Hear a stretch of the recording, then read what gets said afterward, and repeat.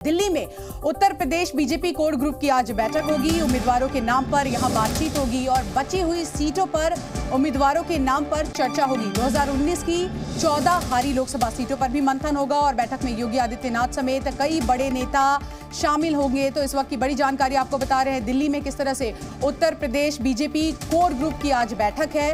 उम्मीदवारों के नाम पर बातचीत होगी और साथ ही साथ मंथन उन सीटों पर जहां पर 2019 में कहीं ना कहीं हार का सामना करना पड़ा था। और रविंद्र कुमार हमारे साथ जुड़ गए हैं। रविंद्र, देखिए, एक तरफ बातचीत की जा रही है कि कांग्रेस उत्तर प्रदेश में क्या करेगी, लेकिन इसके बीच आप देखिए बीजेपी की रणनीति कि वो सबसे पहले उन सीटों पर चर्चा करेंगे जिस पर हार मिली थी। और हर बार हमने देखा है कि बीजेपी ऐसा ही करती है, जहां हार होती है वहां ज्यादा मेहनत करती है।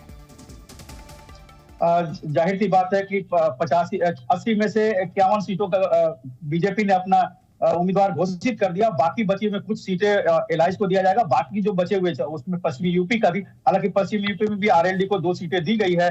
ऐसे में जो बची हुई सीटें हैं उस पर खासकर जो हारी हुई, और इसके अलावा जो पिछले 2019 में बहुत सी ऐसी सीटें थी जो 15,000, 10,000, 20,000 के आंकड़े से जीती हुई थी। तो ऐसे में इन सभी सीटों पर मंथन जरूर किया जाएगा कि आखिर जो मौजूदा जो सांसद है उसमें से कुछ सांसदों का टिकट भी कर सकता है, कुछ जो मंत्री है उनका भी टिकट कर सकता है। ये कोर कमेटी की बैठक होगी, न सिर्फ आज यूपी को लेकर बल्कि बिहार के भी लेकर होगी, क्योंकि बिहार में भी एक भी सीट का ऐलान नहीं हुआ।